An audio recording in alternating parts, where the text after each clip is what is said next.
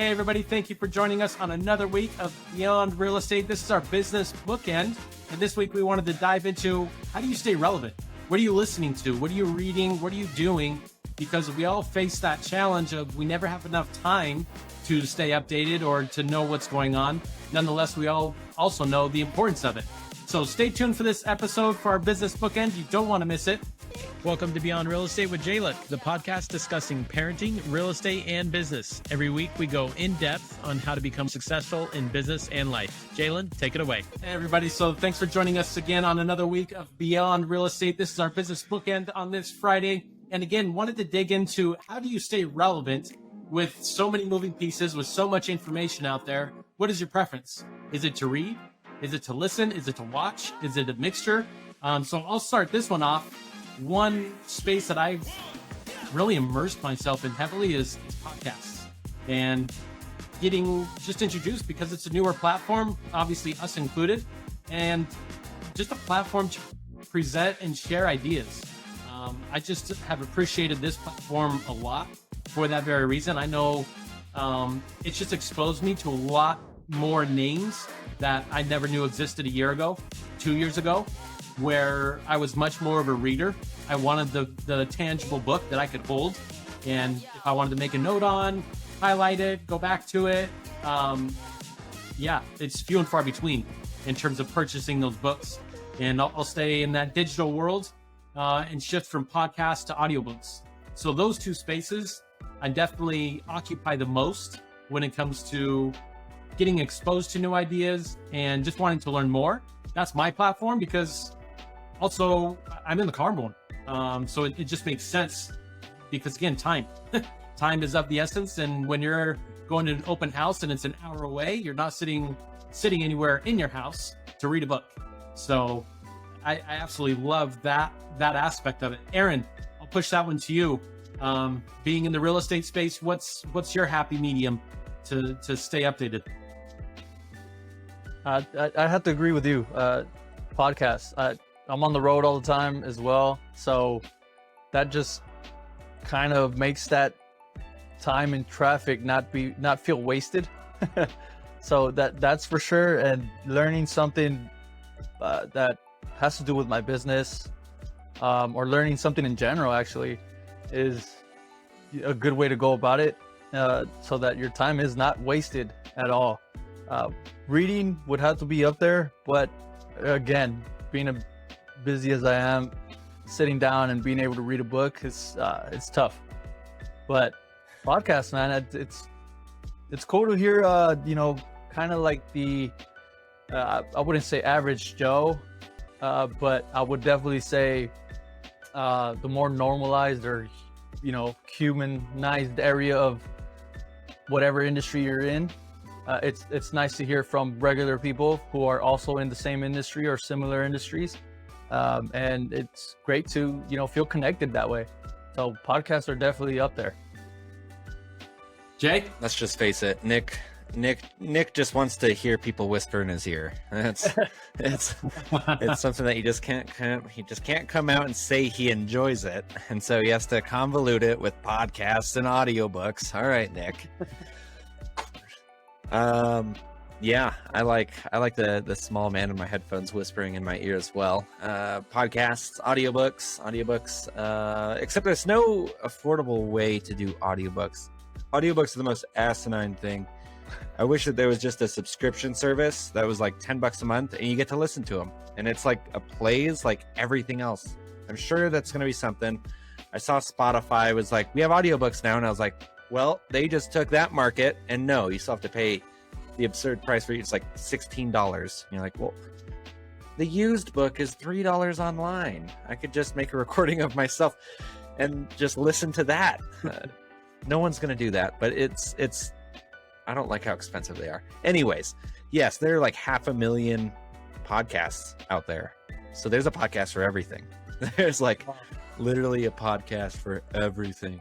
There's some weird guy that likes N model scaled trains, and he has a podcast explaining to you how every single N model scale train out there exists, and he comes up with ideas and content. And if you're just like, what really gets me going every morning? N model scale trains. They have a podcast for you. Now, is that relevant to your industry? Might be. Maybe you sell N model scale trains. But at the same time, I think we've talked about N model scale trains enough. Yeah, it's definitely an easy way to consume information, and that's especially if you can find. Yes, that's what you've heard recently. Best thing I've listened to. That's a way to get me off a rant. The best thing I've listened to. Let's see.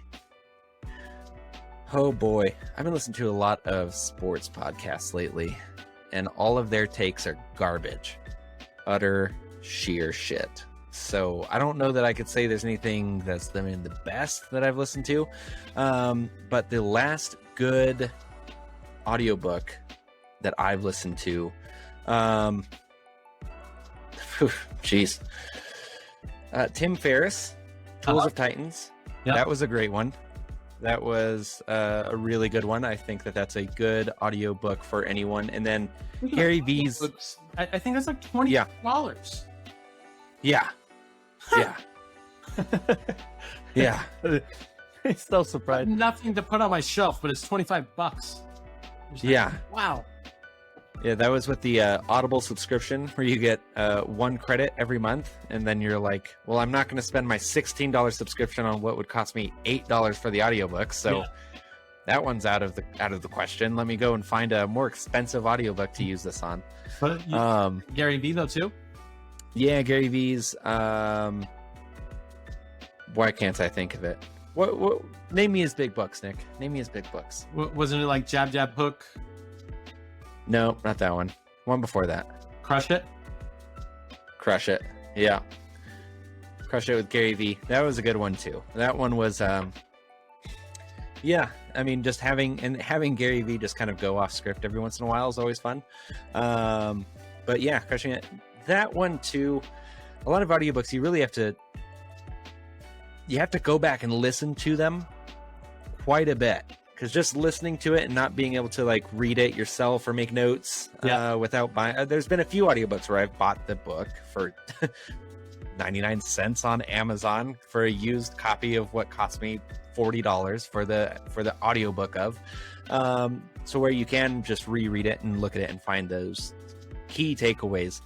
Aaron, what's the best audiobook that you listen to or the best podcast? I know you said podcast was a bigger one for you. Best podcast you've listened to recently? I don't do too many audiobooks. I tried them once. I just can't get through the books. No. I'm like halfway there and I'm jumping into the next one, so I just couldn't do it. Podcast, I guess that's another plus for podcasts, right? They don't last too long. They're about an hour tops. The last one, man, you guys definitely a lot more interesting podcasts than I'm doing. I'm listening to home inspection podcasts, man. Oh my! All right.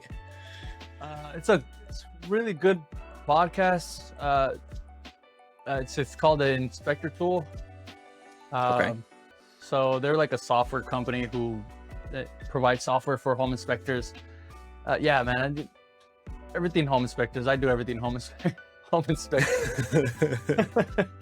I think Nick mentioned it last time. The coolest thing I've done lately is go to an inspection convention. So there you go. That kind of tells you all you need to know about how I have fun. Okay. So yeah, the last good podcast is Inspector Tool.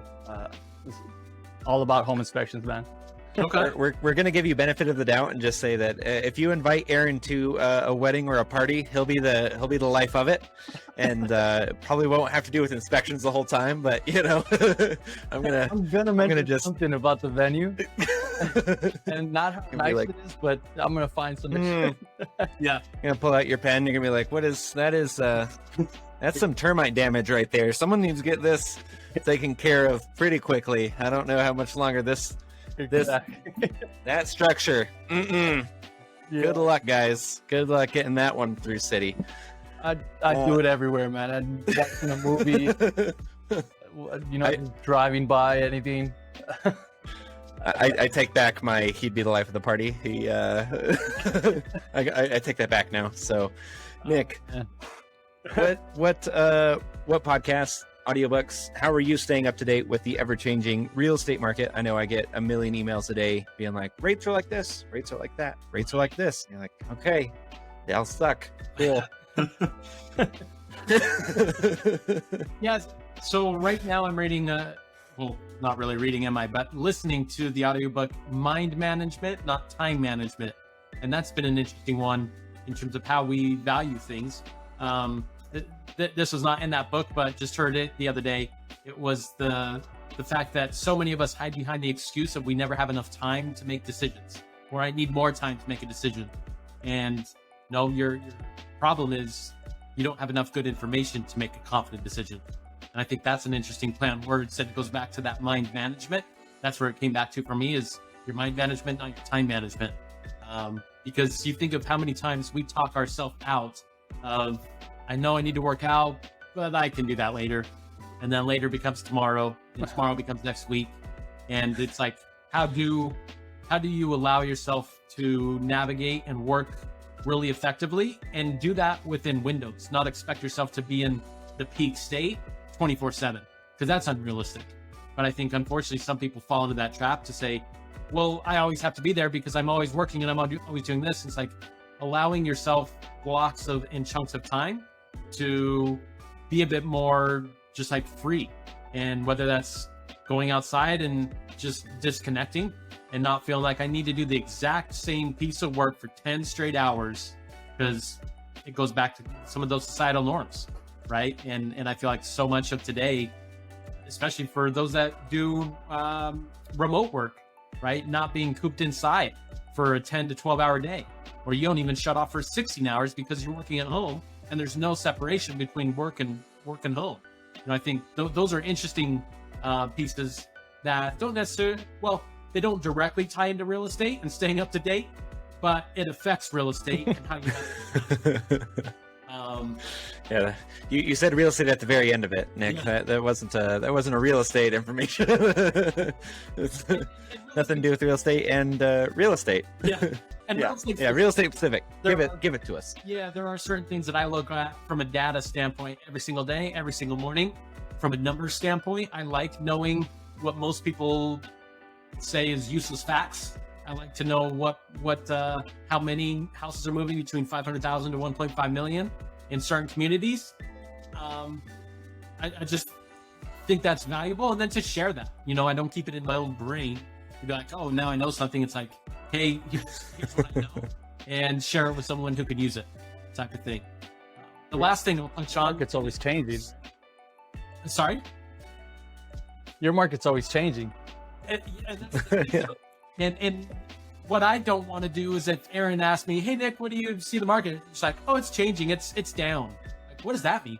Give me some context. I can tell you in around Pasadena, about 50% of homes currently are selling below list price, about 50%. But if you push out to the IE, about 75% are selling below list price, right? And that's a big disparity. So it's not to say you're getting a deal everywhere, because in the price points of 900,000 to 1.5 million, you're looking at around 60, even upwards of 75% are still going over list price in the Pasadena market. So that to me, I find interesting, and I like looking at those numbers every day. I know not everybody cares, but I would rather be able to share that information with someone versus just like, oh, things are down and they're slow and it's okay, and leave it at that. Yeah. Nick's like, get SportsCenter off. We are not a SportsCenter family. We are a Current Real Estate Matters family. You know that. Diego, sit in front of the television. We're watching what's going on in the Pasadena market. Yeah. And on that note, I was just going to wrap up with a book that's always stuck with me since I read it. It's called Range. And it's how generalists thrive in a world of specialists, and the value of allowing yourself again to go beyond the workspace that you're in or the thing that you really want to study as a student. Allow yourself to think more broadly and do more things, because it just presents you with different ideas, right? And you might look at a problem a little bit differently now if you come at it with a little bit different perspective. Give an example. individuals that it was talking about engineers and how often they're wrong when it comes to their first initial proposal for what a project will cost. And reason being is they're so narrow focused that they're saying, okay, the cost is going to be X. And then inevitably you've got supply chain issues, weather issues, or other pieces that come into play beyond your control. And now all of a sudden this budget that started at 30 million just blew up to 45 million. And you're just like, how are you that far off? And it's not to say you can predict everything either, but it's interesting. Again, when you come so focused on certain things, it's like sometimes we put the blinders on, with other. So, yeah. Well, anything else? I don't read. I audiobook and podcast. I'm barely literate. I need someone whispering in my ear of information. So I watch YouTube videos. So what? Anything else that we need to cover on this week? I think that's the question for our audience. So I hope you guys gained a little something out of this. Maybe it's remembering that you can explore different channels, different avenues. Nonetheless, drop us your thoughts. Where do you like to learn and stay updated and stay relevant, whether it's for your industry or just on things that you like to disconnect on? Drop that in the comments below. Thank you guys for joining us. Join us on Monday where we restart this Beyond Real Estate experience. So until next week, this is This Week. Checking out for now. Have a good weekend.